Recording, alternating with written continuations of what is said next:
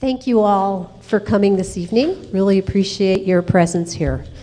Just a few housekeeping things.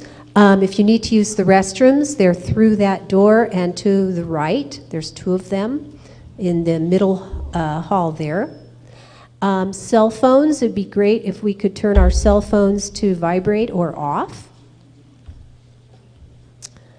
And just curious how people found out about this evening's event. If you want to just shout out.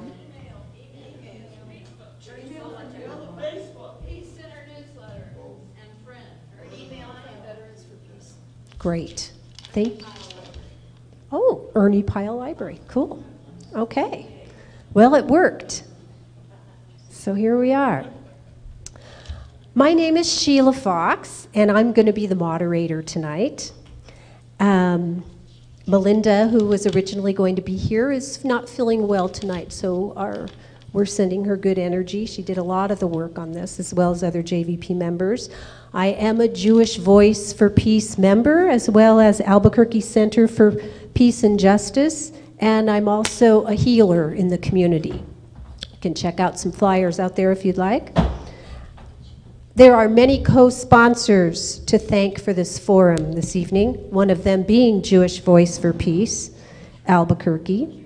There's the Red Nation, Albuquerque Center for Peace and Justice, Friends of Sabile Albuquerque, Blessed Oscar Romero Catholic Community, Stop the War Machine, and the Albuquerque Friends Meeting. So thank you all for all the work that you've done to put this together. Hi, come on in. Thank you for coming. I also want to thank, are there any elected officials that have made it here tonight in our audience? Did you raise your hand? Oh, no? Okay. Oh. We know you. Well, thank you for coming. If you want to just say your name. And yeah. Ray Garduño, past city council. Yay. Thank you for coming, Ray. Senator Tom Udall was invited, but he wasn't able to attend or send a representative. Last year, he was one of the 9 senators on the Senate Appropriations Committee to vote against an anti-boycott divestment sanctions bill. So we thank that. So the purpose of our event tonight. The Israel Anti-Boycott Act, pending before Congress, has caused quite a stir in the congressional town hall meetings this past week, because the ACLU has declared it a flagrant violation of free speech. It is aimed at supporters of Palestinian rights, including hundreds of churches and human rights groups in the U.S. who have chosen either to divest from investments in companies that make products in illegal Israeli settlements or to boycott those products. These efforts are part of a larger movement called Boycott, Divestment, and Sanctions, which I will refer to from here in as BDS, and others will address tonight. So we have a distinguished panel of speakers who will address 3 questions for us tonight. What is the Israel Anti-Boycott Act? How would it affect activists and faith-based groups advocating for peace and justice in Israel and Palestine? And what can be done to oppose it? And after we go through our panelists, there will be a question and answer period. So our panelists are Eliza Bechtold, the far end. She is the legal director of the American Civil Liberties of New Mexico. She focused on international human rights while earning her law degrees, and she worked in the Bay Area and Portland both in large-scale litigations and pro bono work with socioeconomically disadvantaged individuals and organizations. And Attorney Bechtold will discuss the rationale for the Anti-Boycott Act and the ACLU's opposition to it. Dr. Rosemary Blanchard is actively involved with human rights in public education in many ways. She works and has worked with the Peace Studies program at UNM, the Navajo Nation, Human Rights Educators USA, just to name a few.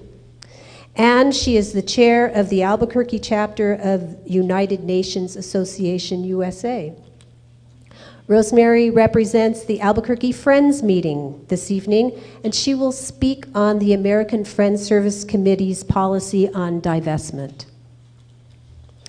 Reverend Roger Scott Powers is the pastor at St. Andrew Presbyterian Church here in Albuquerque. Nationally, he has been actively involved in the Presbyterian Peacemaking Program and Peace Fellowship.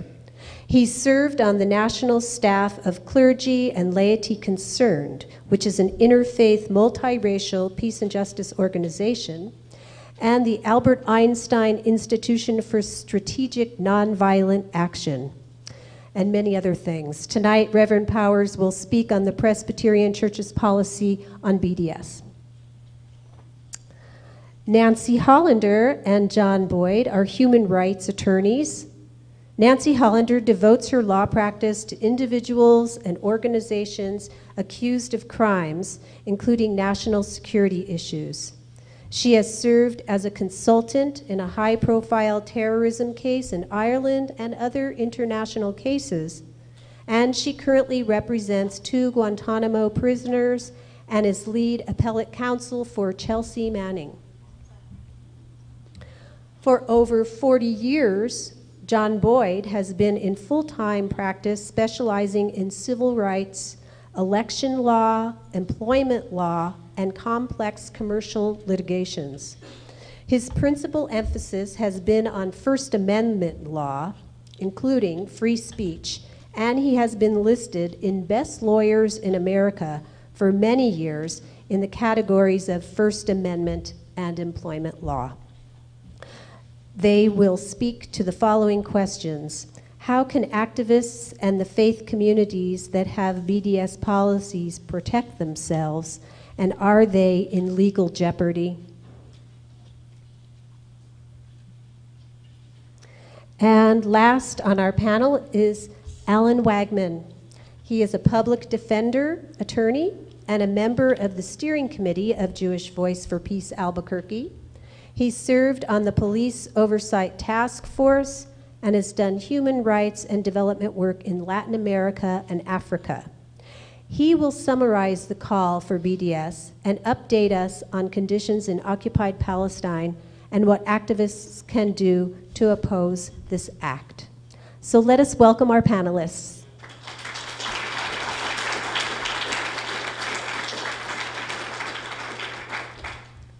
So we'll start with Attorney Bechtold from the American Civil Liberties of New Mexico, and she will discuss the rationale for the Anti-Boycott Act and the ACLU's opposition to it. And just to note, it is our understanding that the ACLU takes no position with regard to BDS, but is concerned with the potential of the legislation to violate the constitutional protection of free speech. Okay, thank you. Can everyone hear me all right? How about now? Okay, that's about as close as it's going to get. Okay. Okay, probably too tall. All right, good evening, everyone. Thanks for being here. As Sheila mentioned, I'm here to discuss the rationale for the act, and I'm going to provide just some general high-level background as well as an explanation of the ACLU's opposition. So to start, the Israeli Anti-Boycott Act, which I'll just refer to as the Act because it's easier, was introduced in both the Senate and the House earlier this year, and it seeks to amend the Export Administration Act of 1979, which prohibits U.S. persons, and it's important to note that U.S. persons is defined as both individuals and companies, from taking certain actions to comply with or support boycotts imposed by foreign countries that are friendly to the United States. Sorry, imposed by countries against countries that are friendly to the United States. So the 1979 law was a response to the Arab League's boycott of Israel.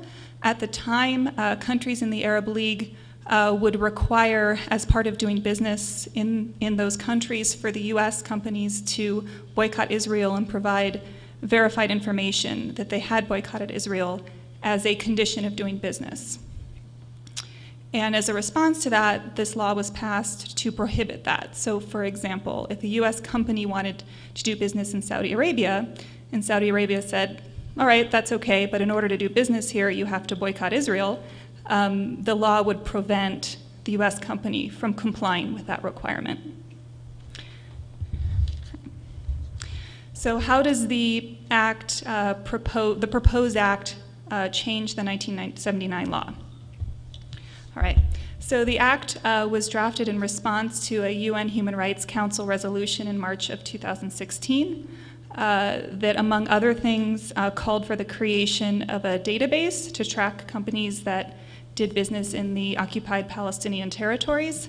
In response to that, Congress proposed this amendment to the law, declaring that it opposed the resolution and that it views such policies as actions to boycott, divest from, or sanction Israel. So what exactly does the act propose to do? So it expands the 1979 law, again, by this U.S. persons, which is an individual or individuals and businesses, from adhering to boycotts that are called for by international governmental organizations. So that would be the United Nations, but it would also be the European Union and other organizations. So that's one way that it changes the law, because it expands it to boycotts that are fostered or supported by international governmental organizations, not boycotts by specific countries wanting to do business with US companies. So specifically, the activities that the bill would prohibit is, one, adhering to the UN's request to cease business relationships with a company operating in Israel. It would prohibit a US person, again, these are companies and individuals, from providing information to the UN about whether it does business with Israel to support any UN-fostered boycott of Israel. And it would also prohibit requiring information or requesting information about whether any person is doing business in Israel if doing so is intended to help a UN-fostered boycott of Israel. So the bill's proposed amendments would significantly expand the 1979 law's prohibitions. And as I mentioned earlier, the original intent of the 1979 law was to prohibit or prevent foreign countries from coercing foreign governments from coercing US companies into boycotting Israel, right, as part of doing business in those countries. This goes well beyond that.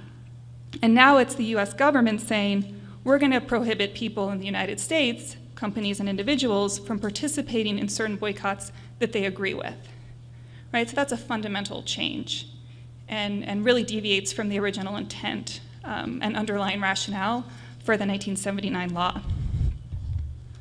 The act would also broaden the penalties that are imposed under the 1979 law. For example, it would impose civil liability up to $250,000 and criminal liability of up to $1 million and 20 years in prison. So these are pretty severe and significant penalties that we're talking about here. And the act itself is designed to stifle efforts to protest Israel's settlement policies by boycotting businesses in Israel and the occupied Palestinian territories. And the particular target is the BDS movement that was referenced earlier, which is a global campaign that seeks to apply economic and political pressure on Israel to comply with international law. So what is the ACLU's position on the act? Well, I think you already all know that the ACLU opposes the act and the amendments to the 1979 law. And the reasoning for that is very simple. It's that the First Amendment protects the rights of citizens to boycott. Like, that's a very entrenched principle, and this clearly violates that. The First Amendment also prohibits the government from punishing people based solely on their expressed political beliefs. And the problem with this bill is it would do just that. It would impose both civil and criminal liability on individuals and businesses solely based on their political beliefs about Israel and its policies. So, for example, if a consumer goes on Facebook because they're thinking about buying a particular product from a company and seeks information about that company's human rights record, that's clearly protected speech. But if she receives information about that company, and that relates to, example, if that company operates in the occupied Palestinian territories, and then she uses that information or spreads that information in support of or to foster a UN-sponsored boycott of Israel, there would be a real fear for that person that they could be liable under the law and punished. Again, and we're talking about very significant civil and criminal penalties. So that's the kind of concern that the ACLU has, is that, you know, not only is this going to stifle political speech, it's stifling a particular type of political speech and imposing very severe penalties for that. And so at its core, what the act does is threaten to sanction businesses and individuals who seek to demonstrate their support for the March 2016 UN resolution, as well as any future resolutions that are adopted or proposed or supported by international governmental organizations. And in so doing, it's essentially criminalizing protected speech that has long been held to be protected under the First Amendment. And it's the ACLU's position that it's the individual, not the government, that has the right to decide whether to support boycotts against particular policies or views that they oppose. And neither individuals nor companies should have to fear outrageous civil fines or multiple years in prison for doing nothing other than expressing their opinions through collective action. And with that, I will pass it to the next panelist. Thank you, Eliza. Okay, so now we will hear from Dr. Rosemary Blanchard, who's representing the Albuquerque Friends meeting this evening, and she will speak on the American Friends Service Committee policy on divestment. Actually, I had no idea that was what I was speaking on, so those are not the words I have prepared. Oh, okay, that's the information that I was given, sorry. I will go with what I have, because what I thought I was presenting on was the minute, which is a statement of policy and testimony among Quakers. We call it a minute, that Albuquerque Friends meeting had adopted on boycott, divestment and sanction in regard to businesses whose operations either take place in or support the occupation of the West Bank and the blockade of Gaza. And I wanted to talk a little about the process that Friends went through, because I think it is very relevant to understanding where the danger is in this law, not just in terms of our desire to protect Palestinian people from occupation and blockade, but in terms of the United States and Friends. We are nonviolent people. Our history is a history of nonviolent acts of witness that do no harm, and yet express what we believe in ways that we hope to have be effective. And that has been very protected, not only speech, but religious practice among the Religious Society of Friends. Through, I won't say all of our history, because we got locked up in England a whole lot for stuff like that, but laws changed. Laws changed because of our consistency in our testimonies and our witness.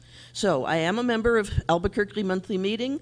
I'm the former clerk of the Albuquerque Friends Peace and Social Concerns Committee. Our current clerk is sitting right there, will you introduce yourself? Arthur Shercliffe. Okay. And I was clerk in the during the period of 2013 and 14 when our meeting considered and approved a minute supporting the boycott, divestment, and sanctioning of businesses benefiting from the Israeli occupation of the West Bank and the blockade of Gaza. Now, where AFSC comes in is that AFSC had encouraged Friends meetings to take such a position. And they had provided us with a great deal of information and analysis upon which we could explore the issue ourselves and then come to our own conclusions, which we did. And we very solemnly considered how we as a faith community committed to the dignity of every person and to resisting violence as a means of conflict resolution should present ourselves in regard to the various conflicts between the State of Israel and Palestinian people, particularly those Palestinians living in the West Bank and subject to Israeli occupation, and those living in Gaza and subject to the Israeli blockade. And we took a long time for this. We reflected, over a whole month from when we presented the issue to a full meeting for business to when a conclusion was reached, because this was not an easy journey for our meeting or for many faith communities. Our consideration included a deep reflection on our ongoing concern, which the suffering which people of Jewish descent still endure as a result of the genocide practiced against them during the reign of Nazi Germany, and before that time, in the whole tortured history of the treatment of Jewish people by Europeans, especially Christian Europeans, a lot of our ancestors, as a matter of fact. And we recognize that the suffering occasioned by such unspeakable acts does not end when the genocide ends, and that many people, both Jewish and Gentile, still carry deep wounds from that terrible history, which often surface and hurt anew whenever questions of actions by or against Israel arise. At the same time, we recognize that the hard and terrible lessons of the Holocaust were the impetus for sweeping changes in international laws regarding human rights and humanitarian treatment of adversaries. And these laws, memorialized in declarations like the Universal Declaration of Human Rights and treaties like the Geneva Conventions, were intentionally made applicable to all human beings without distinction, so that group identity could never again be justified as a reason for oppression of any human being. To make any exception to the universality of human rights and humanitarian standards when examining the conduct of the government of Israel compared to, for example, the standards that might apply, for example, the government of Iran, or to that matter, to the government of the United States. Any such distinction would stab at the very heart of human rights principles and humanitarian standards. So no. The universal recognition of rights applicable to every person born on Mother Earth has been bought at too high a price for that. And that is what our faith community came to a full sense of unity about.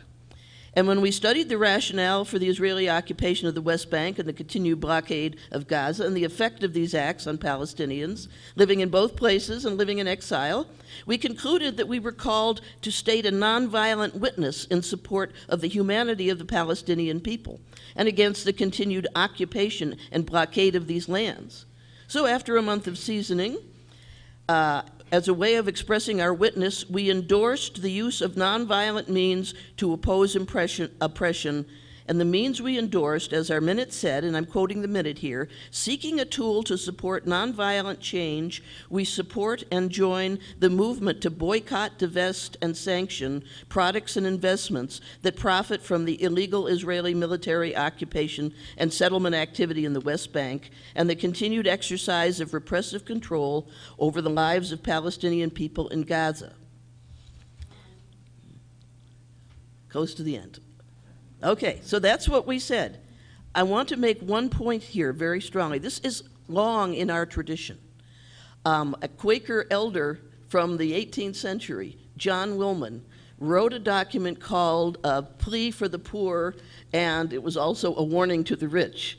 And a statement of Wilman's that we Quakers believe in, I swear, more than we live by, and I wish we lived by it more than we mouthed it, was still this: may we look upon our treasures and the furniture of our houses and the garments in which we array ourselves, and try whether the seeds of war have any nourishment in these our possessions or not. And we concluded that the seeds of war were nourished by continuing to patronize the businesses that benefit from the West Bank occupation and the blockade of Gaza, and that is how our faith community came to where it is. And I have brought copies of that minute.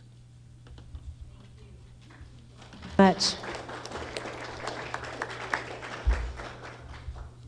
Tonight, Reverend Powers, pastor at St. Andrew's Presbyterian, will speak, I believe, on the Presbyterian's church policy on BDS, or whatever he wants to say. Don't give me free rein. No.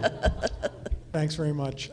The Presbyterian Church USA has had a long history of engagement in mission and witness in the Middle East that goes back more than a century. We've had long-standing partnerships with Christians in the region, and we have a particular concern for Palestinian Christians who maintain a Christian witness in a land where Jesus once walked. Presbyterians have maintained a strong public witness in relation to the contemporary struggle between Palestinians and Israelis, supporting both the existence of the State of Israel and the establishment of a Palestinian state, and arguing that both must have secure borders, viable economies, and a just allocation of resources. Many of the positions and actions that we take as a denomination are in response to what we've heard from our church partners overseas. As part of the global church, we have a responsibility to listen and respond to the voices of our fellow Christians. In 2009, an ecumenical group of Palestinian Christians wrote a document entitled "A Moment of Truth, a Word of Faith, Hope, and Love from the Heart of Palestinian Suffering." It's also known as the Kairos Palestine document because it was modeled after the Kairos document that came out of South Africa in 1985, calling on churches to join in the struggle against apartheid. Like the South African document, Kairos Palestine is a theological statement. It offers a Christian Palestinian perspective on what is happening in the Israeli-occupied Palestinian territories and calls for resistance to the occupation, including the use of nonviolent methods such as economic boycotts, divestment, and sanctions. In 2010, the Presbyterian Church's General Assembly commended the Kairos Palestine document to the Church for study and endorsed its emphases on hope for liberation, nonviolence, love of enemy, and reconciliation. And since then, the Presbyterian Church USA has called upon all nations to prohibit the import of products made by enterprises in Israeli settlements on Palestinian land. We've also called for the boycott of all Israeli products coming from the occupied Palestinian territories, but not Israeli products from Israel proper. And we've divested from 3 companies, Caterpillar, Hewlett-Packard, and Motorola Solutions, that profit from Israel's occupation of Palestinian territories by selling Israel bulldozers, surveillance technology, and other equipment. At the same time, the Presbyterian Church has been very explicit that its action on divestment is not to be construed or represented by any organization of the PCUSA as divestment from the State of Israel, while at the same time, or an alignment with or endorsement of the global BDS movement. That seems to us to be wider than what we're doing as a church. So the Presbyterian Church USA is trying to walk a fine line of supporting the State of Israel while at the same time pressuring Israel to end its occupation of the Palestinian territories.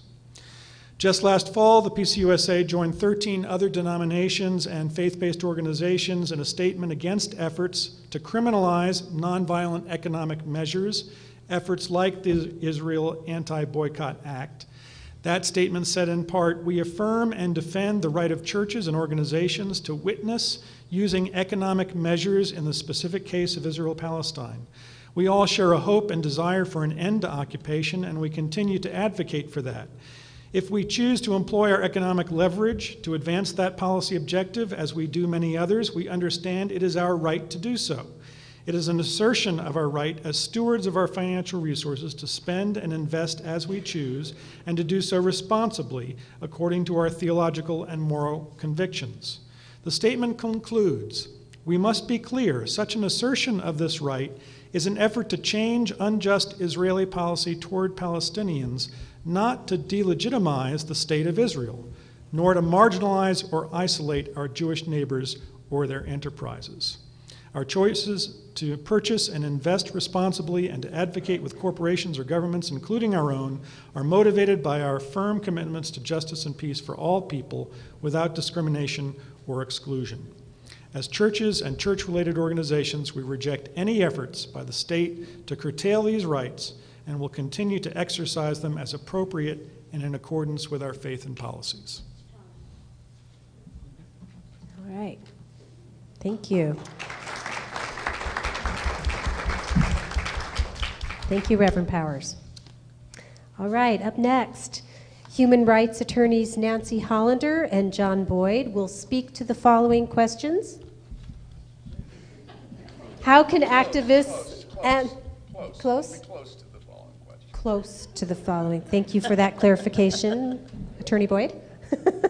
How can activists and faith communities that have boycott, divestment, sanction policies protect themselves? And are they in legal jeopardy? And we have 10 minutes for this, And you both have 10 together? minutes. That's what I was told. Okay, well, We'll have more I'm time not at sure- Q&A too. I'm not sure we can explain the act, or as best we can in that time, but I'll give it a try. I'll start out. When Nancy and I were contacted about this, we said to each other, well, we better learn what this act is about and what it does, and we're lawyers, and go read the law. That's what we've been told. And so we have read the law, and I can tell you that our analysis of the law is, notwithstanding our support, both of our supports for the boycott, our analysis of the law is, at least at this stage, somewhat less hysterical than some, and more conservative, I would say, than the ACLU's.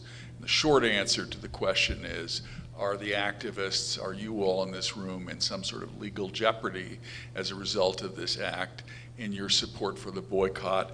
I would say, with the emphasis on the first word, probably not. And the reason I say probably not is because this act is a model of confusing verbiage, confusing provisions. It's extraordinarily difficult to figure out, even for a lawyer. In fact, Nancy and I have been at it for 2 or 3 days now, and I don't think even now we really fully understand it. But I'll tell you the provisions that are at issue, and I think it's important that you understand them. First of all, by way of background to this act, as you've heard, this act was it really dates from the 50s in one form, but it was revised in 1979 to specifically address the Arab boycott of Israel and the efforts on the part of Arab nations to force companies that dealt in international trade to stop dealing with Israel. But the provisions that it has now are these, and these are the important ones. And if you understand these, as I think Nancy and I sort of do now, then you'll have an idea of what this act is all about. The first provision of the act covers essentially the policy of the act, what it's intending to accomplish. And it starts out by saying that its effect is only as to activities in the interstate or foreign commerce of the United States. That phrase is subject to wildly different interpretations. Interstate commerce in the United States, in some contexts, can mean buying an ice cream, a packaged ice cream at the corner grocery. In this context, the regulations associated with this act define it as basically business-to-business transactions in the United States and in international trade. It doesn't seem to address anything that anyone in this room would be involved in. However, those are regulations, and the executive department can change them. And we know who the executive department is now, and I'll say no more about that as to whether you can be comfortable about those definitions continuing in place. So they could be amended. But as they stand now, it probably doesn't apply to any of the activities of the people in this room. I would suggest, however, that the organizers of BDS itself might very well be engaged in activities that rise to the level of, or that the regulations would be amended to cover those activities to make them illegal. That wouldn't surprise me in the slightest. That would then run squarely into the Supreme Court's decision in what's called the Claiborne hardware case, which is a civil rights era case which protected the rights of the NAACP and African American organizations to boycott Southern businesses that discriminated against African Americans. And the Supreme Court said you have an absolute First Amendment right of association and speech that protects your right to do that. Now, that was then, and this is now. And we have a new Supreme Court and a different Supreme Court, and I certainly would not sit here and guarantee you that Claiborne hardware would cut off any government oppression of the organizers of the BDS movement by any means. But as the regulations read now, it probably doesn't cover what they're engaged in. Okay, so the first prohibited act that is under this act that is forbidden is refusing or requiring any other person to refuse to do business with or in the boycotted country. I think right now, nobody in this room is refusing to do business with anyone in Israel. You probably don't have any reason to do business with Israel one way or the other. You're just involved in asking your friends and neighbors and your members of your organization to not to boycott Israel and its goods. So I don't think that would apply to you. And that applied in 1979, and it applies now, and that's a principal prohibition in this act. So if you are engaged in international or in interstate or international trade, you can't be doing that. Is BDS leadership engaged in that? Probably not, but maybe. Maybe they are. The next provision that's important to the people in this room is subsection D, which forbids furnishing information or requesting the furnishing of information about whether a person has had or proposes to have any business relationship with Israel. So you can't, if you are engaged in interstate or international trade, you cannot request the furnishing of information by any business about whether they do business with Israel. You can't ask them whether they do or not without violating this, nor can you ask whether they intend to have that relationship. You cannot ask those questions in your international or in your interstate or international dealings. And finally, If you are engaged in interstate or international commerce, you cannot furnish information to anyone about whether any person is a member of, has made contributions to, or is otherwise associated with or involved in the activities of any charitable or fraternal organization which supports the boycotted country. So, if you are engaged in interstate or international commerce, you cannot tell someone, oh, that guy you're dealing with, he's in AIPAC. Now, that would strike me as a clear First Amendment violation, but I don't think that's ever been tested. I don't think there are any court cases addressing that. And so, what? Can I do some examples now? Yeah, I'm almost done. Okay. Can we have a little more time? Yes. Okay. Can you hear him back there, okay? Yeah, and my partner Nancy is going to give some examples in a minute, but I think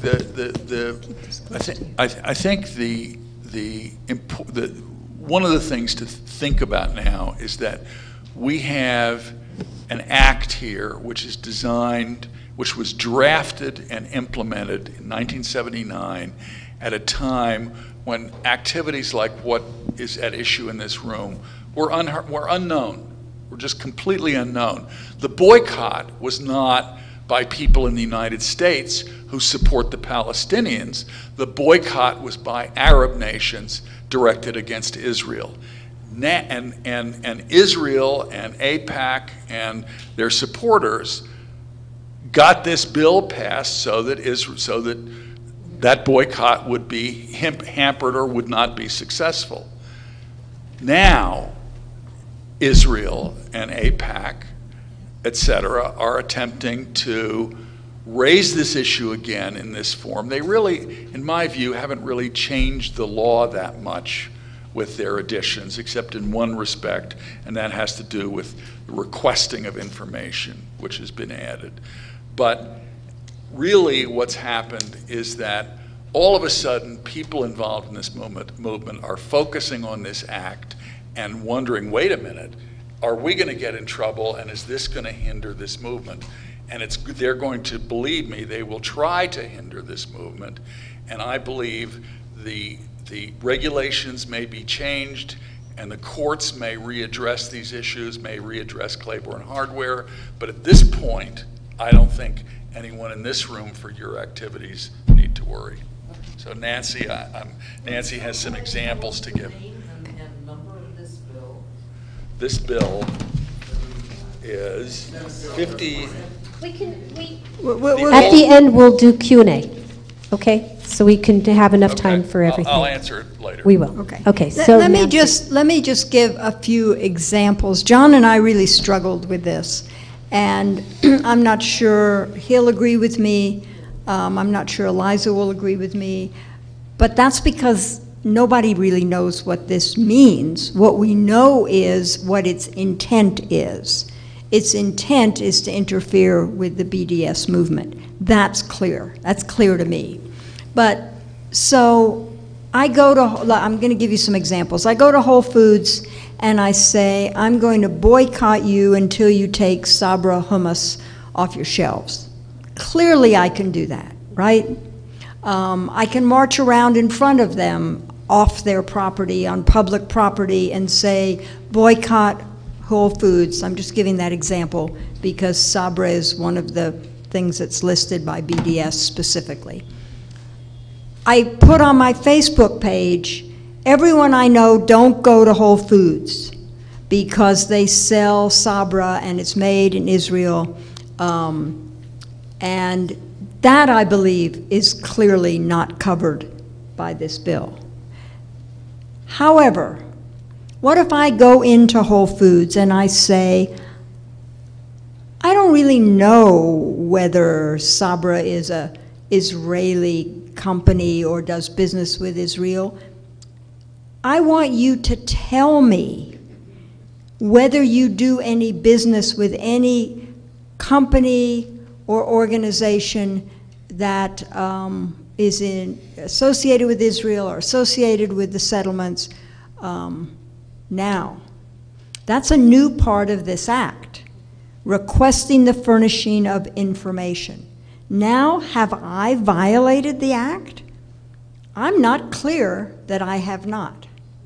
And if I now take the next step and put on my Facebook page, I want everyone I know to go to Whole Foods and demand that they give the information about whether they have anything on their shelves made in Israel or made in the settlements.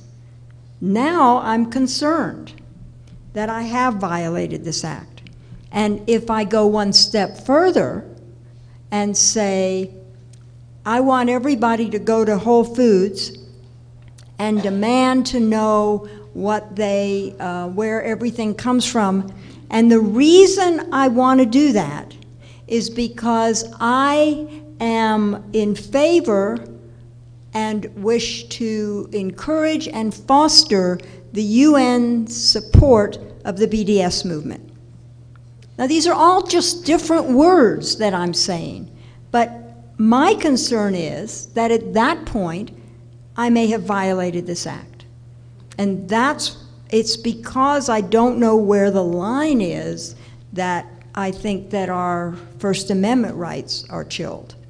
We don't know where that line is. I don't think anyone up here can tell you which of those things, if any, would be prosecuted. And that's part of the problem with a law that's so vague and complicated that we don't know what it means.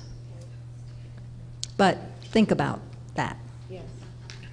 I'd like to add one thing to what Nancy said, and I think it's I think it's important, and that is that she and I may disagree about whether there really is a chance that if you did those things, you could be prosecuted or fined or whatever, sanctioned.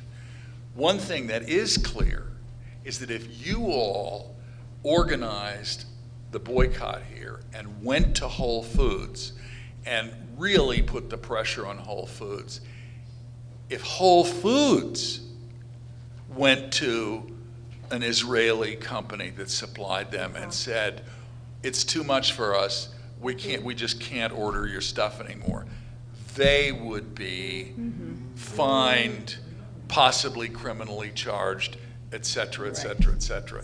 That's where the rubber would meet the road on this boycott. All right. Thank you for clarifying. That was really helpful. Thank you. I don't think we clarified anything. Well, you clarified how confusing it is, so maybe that makes us feel a little better. I don't know.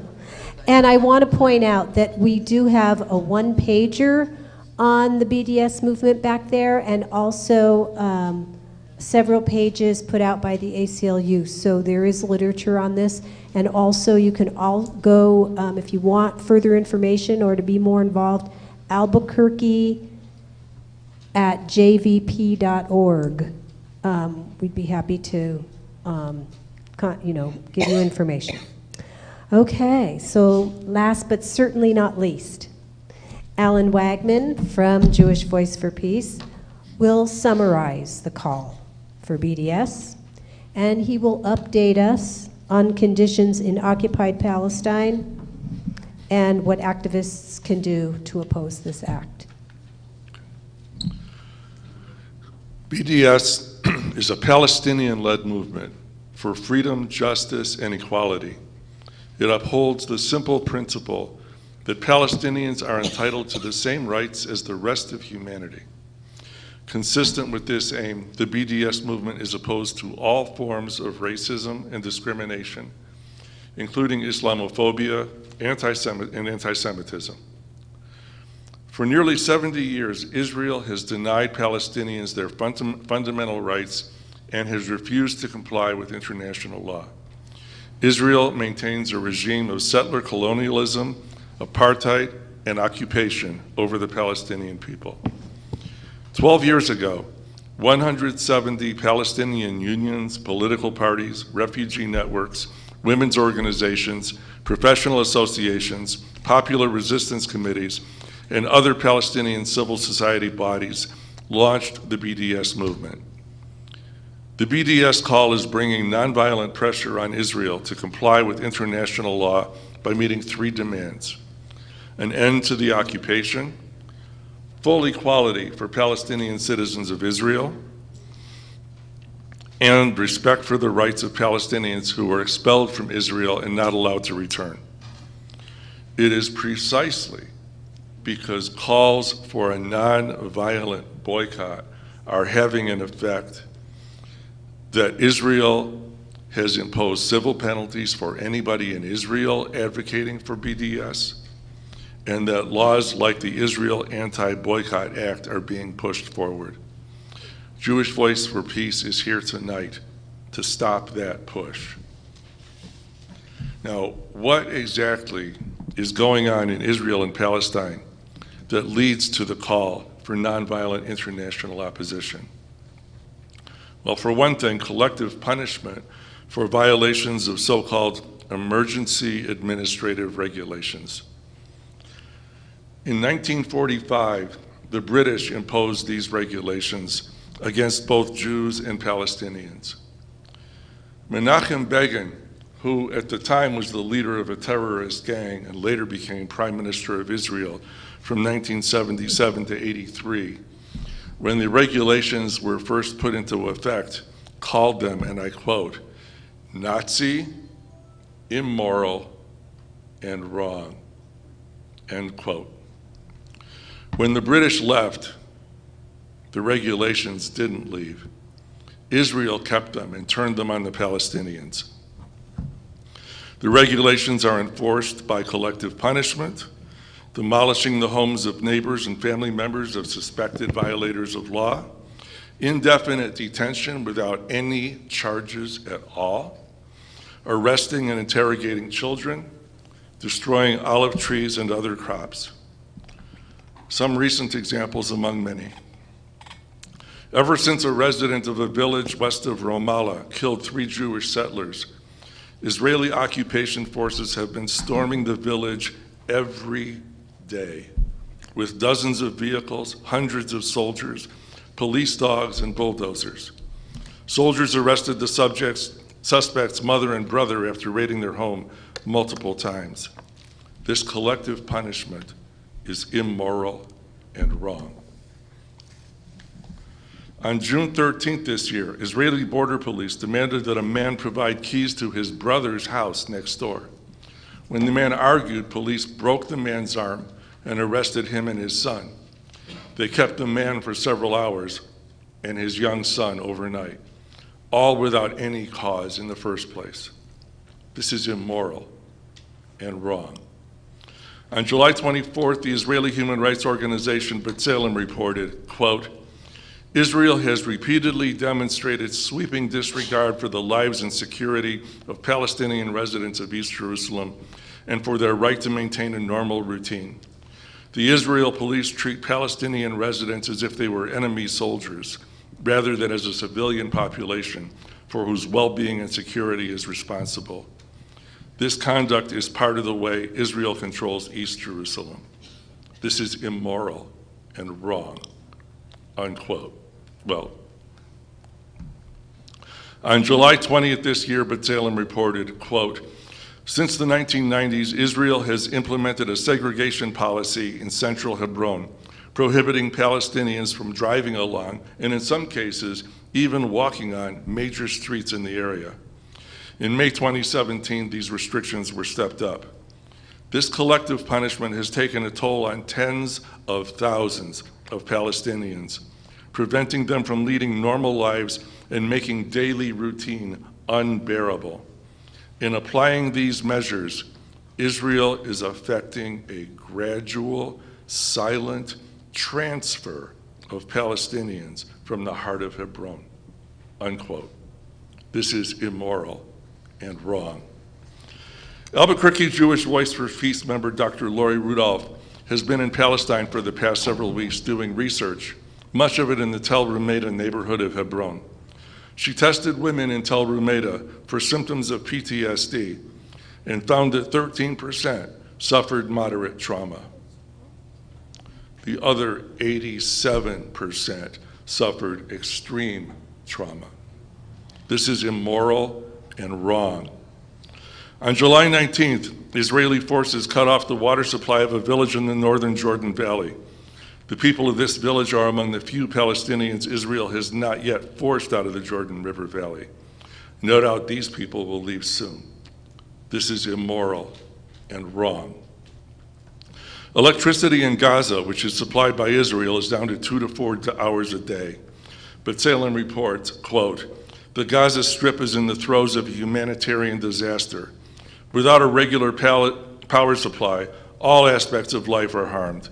This reality is part of an Israeli policy of the blockade Israel has imposed on Gaza for the past 10 years.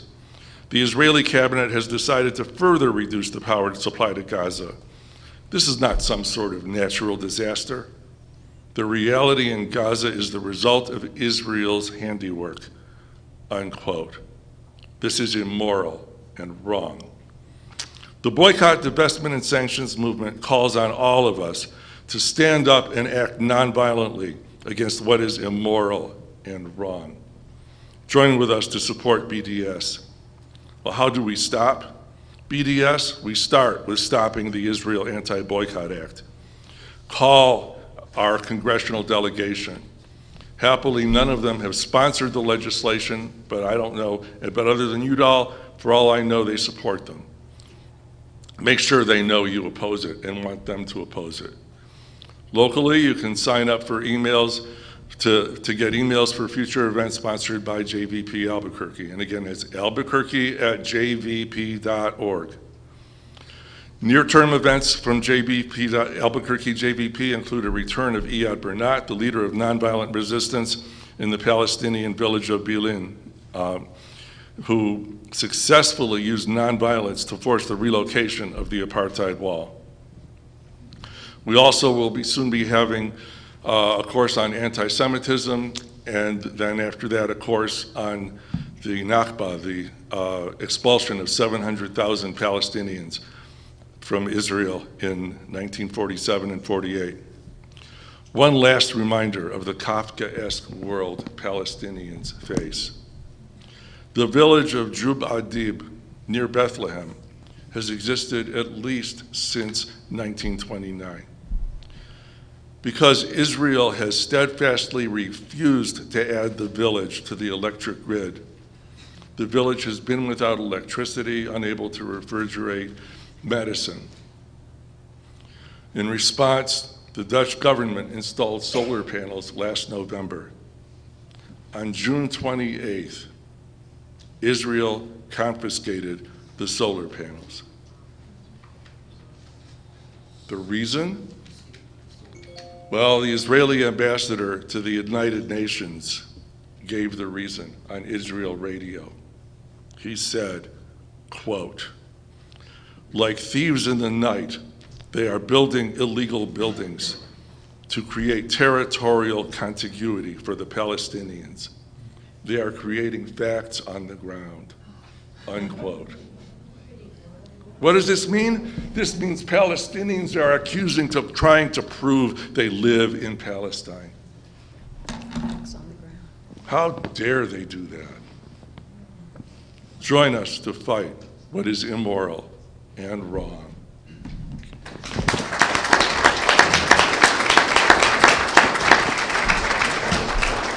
I'd like to thank all of our panelists again. Thank you so much for your time. I want to thank Mike Swick for doing our sound tonight as well. And for the Mennonite Church who have opened their doors to us.